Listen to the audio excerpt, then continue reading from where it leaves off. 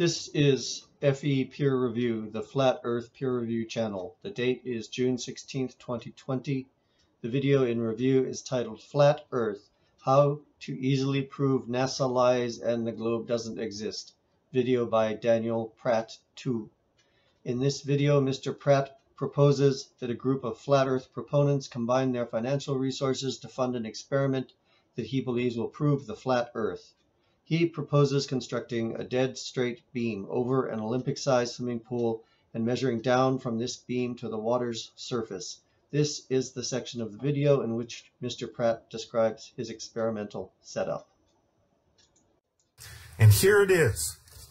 All you need to do is take one swimming pool, construct some sort of girder system that can be measured with precision technical equipment to make sure it is within thousandths of an inch tolerance like aircraft are built, okay? Thousandths of an inch. This is easily done in today's world, okay? Then have a probe coming down from said girder that can touch in 1 foot increments all the way across the pool. And when the measurements come out within thousandths of an inch, not whatever the curvature formula should demand it displays, it then proves the flat Earth. You'd of course need someone genuine and honest to make sure that the computer system providing the measurements isn't skewed or messed with to provide some imaginary curvature formula as the probe goes along. In other words, every foot it deflects a certain amount to try to, in other words, you'd have to make sure the computer programming wasn't messed with, decoded, like they steal elections, you know, or try to. So it's that simple, people.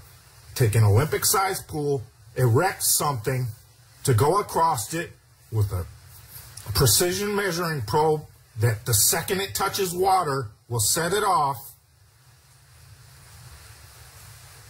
Do one probe, bring it up, let the water completely settle out again, move it a foot, do another probe. An identical measurement across the surface will indicate zero curvature or a flat Earth. Although he does not state this, I will add that on the other hand, if a bulge is measured midway, this will confirm globe Earth. I have advanced degrees in architecture and structural engineering and write this critique on that basis. If Mr. Pratt advances with his experiment, here are some issues he must consider in his setup. With the pool length, he specifies what would be the measured bulge if Earth is actually spheroidal. Is that bulge height practical to measure? 2. What sort of beam would be required over that pool, such that its own deflection could be minimized and properly accounted for? I'll now look at each of the above two issues and suggest to Mr. Pratt whether this proposal is feasible and practical, or whether there might be some similar but more practical approach to observe whether there is a bulge across a distance. Let's see Wikipedia for the pool length, which equals 50 meters. According to Wikipedia, an Olympic-sized pool is not a standard dimension. However, commonly used dimension is 50 meters, length 50 meters. So we will now calculate the bulge for a 50-meter pool based on a sphere with the radius of 6,371 kilometers or 3959 miles, which is a standard average radius of Earth according to the spheroidal model. If we go to Walter Bisland's Advanced Earth Curve Calculator, we can quick and easy find the bulge height. Here we have bulge height. So I've simply typed in for observer height 0.1 meters, target size 0.1 meters. That would be the two ends of the pool. And then the target distance is the distance between the 2 points of 50 meters. Everything else is irrelevant. It gives us a bulge height of 0.00004905 meters. As you will see, when I change the observer height and the target size, the bulge height remains the same. I will now put in 1 meter in each spot. So bulge height remains the same. So I just wanted to make it clear that that's The observer height and target size are just in order to get the page to calculate.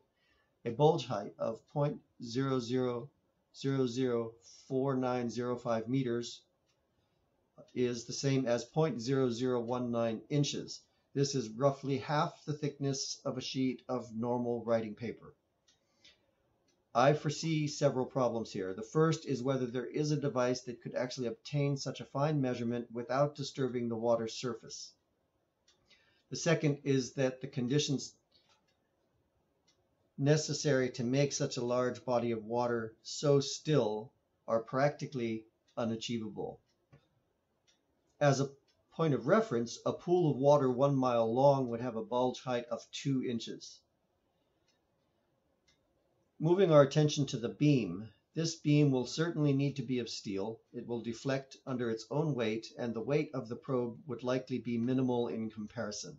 So I will ignore the probe, although that does add to the deflection. Using the free beam calculator, we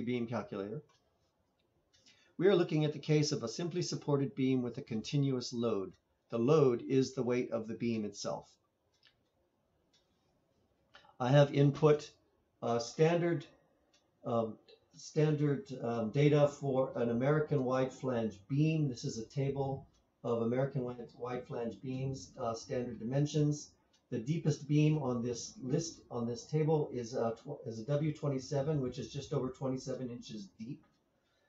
It has a sectional area of 52.3 inches squared. It has a moment of inertia about x-axis of 6990, and it has a weight in pounds per foot of 178. Those are the figures I have put into the beam calculator here. 50 meters for the length is 164 feet. The Young's modulus is just a property of steel. So for steel, it's 29,000. It would be different for wood or concrete.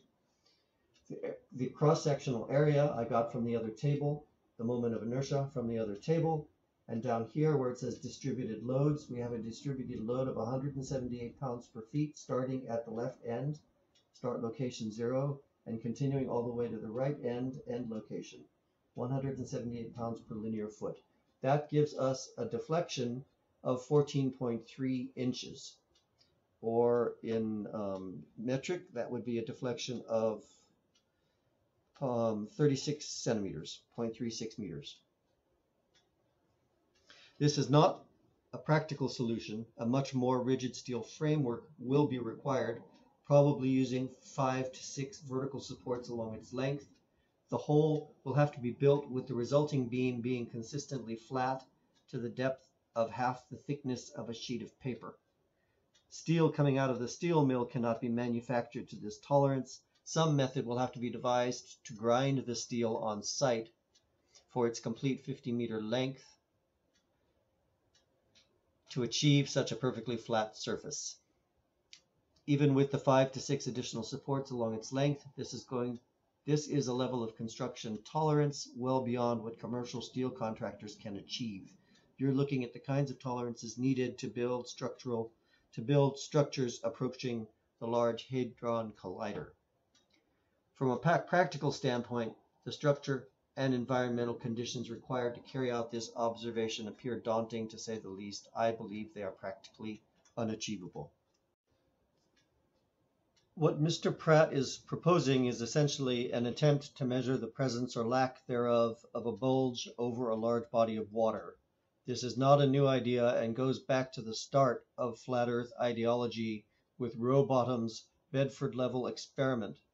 I will read a brief excerpt from the relevant Wikipedia page and encourage viewers to read the full entry as well as to explore some of the references listed in it. The Bedford-level experiment, come down here, and it says, the first experiment at this site was conducted by Rowbottom in the summer of 1838. He waded into the river and used a telescope held 8 inches above the water to watch a boat with a flag on its mast 3 feet above the water row slowly away from him. He reported that the vessel remained constantly in his view for the full 6 miles to Welney Bridge, whereas had the water surface been curved with the accepted circumference of the spherical Earth, the top of the mast should have been 11 feet below his line of sight. He published this observation under the pseudonym Parallax in 1849 and subsequently expanded it into the book Earth, Not a Globe, published in 1865. Rowbotham repeated his experiments several times over the years, but his claims received little attention until in 1870 a supporter by the name of John Hampden offered a wager that he could show by repeating Rowbotham's experiment that the Earth was flat. The noted naturalist and qualified surveyor Alfred Russel Wallace accepted the wager. Wallace, by virtue of his surveyor's training and knowledge of physics, avoided the errors of the preceding experiments and won the bet. The crucial steps were 1. To set a line of sight 13 feet above the water, and thereby reduce effects of atmospheric refraction, and 2. To add a pole in the middle that could be used to see the bump caused by the curvature of the Earth between the two end points. In this little diagram up here, we see the basic idea. That would be the Earth's curve, and then this would be the line of sight, the horizontal line above, traveling from one end of the canal to the other. If the Earth were indeed curved, there would be a bulge in the middle, and that would be apparent by seeing the 3 poles. A brief glance at Walter Bislin's Earth curvature calculator, inputting the figures from the Bedford level experiment. We have an observer height of 0.67 feet, that would be 8 inches, target distance of 6 miles, and a target size of 3 feet. We see that assuming a high level of refraction K equals 0.073, that's on the severe end of refraction, we can indeed bring the flag into view. It says hidden 2.9 feet. I'll increase the refraction slightly more, and we see that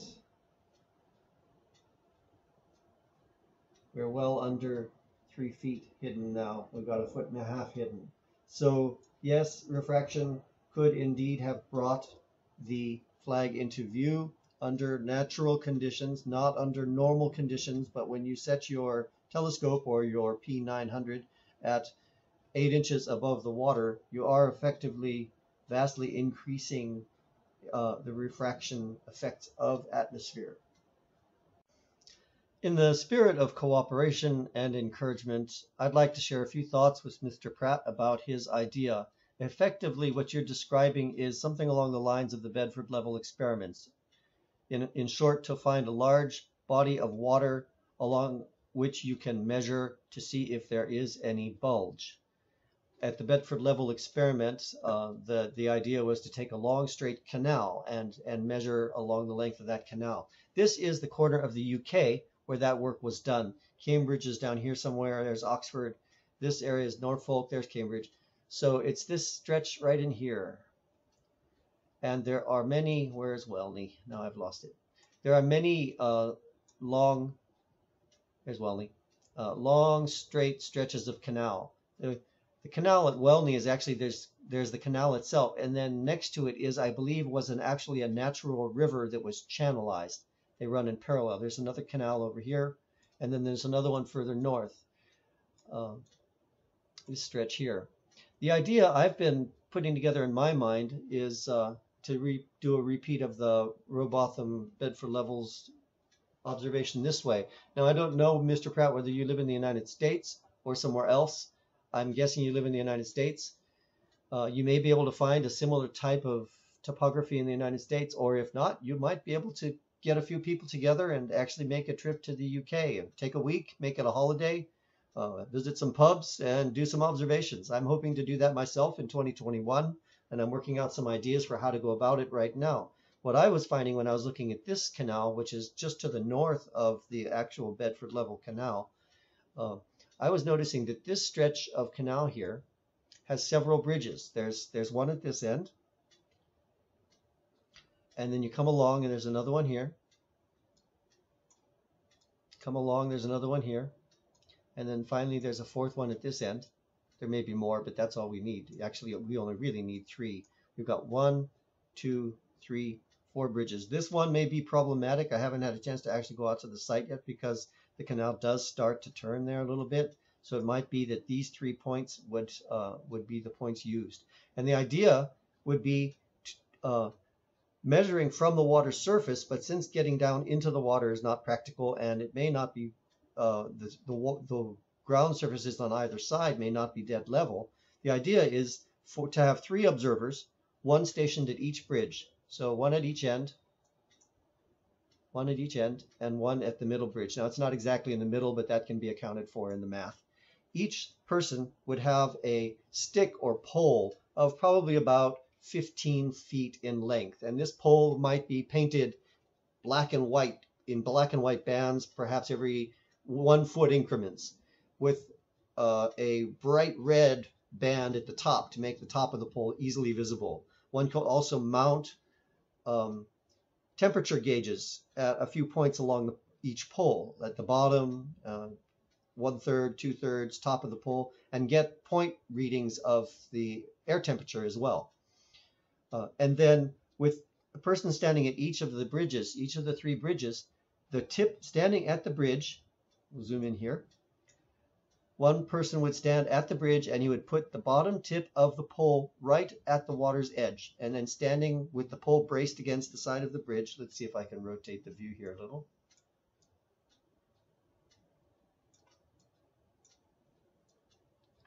Person standing here would have the tip of the pole just touching the water, and at 15 feet or so, I believe that these bridges are some 10 feet above the water line. That would allow a few feet above the rail of the bridge. Then a sighting could be done from the first pole past the second pole to the third pole, and using a good telescope with camera attached during the daytime under atmospheric conditions that are conducive to minimizing refraction. So ideally it would be something like a cold or a clear winter day, where the air temperature is pretty consistently cold from the ground up, and the sky is clear and there's not a lot of moisture in the air. That would be sort of the ideal conditions. Then you would minimize refraction and you'd be able to get the best ability to focus over that distance. And just to find out what that distance actually is, let's do a quick check here. We're looking at 5 miles, approximately 5 miles. So I have not done the math. I don't have the math at my fingertips, but it would be a simple matter to take these 2 distances that together add up to 5 miles. Seems to be a bridge here as well. And calculate what the bulge would be if the Earth radius figure that's commonly used is correct.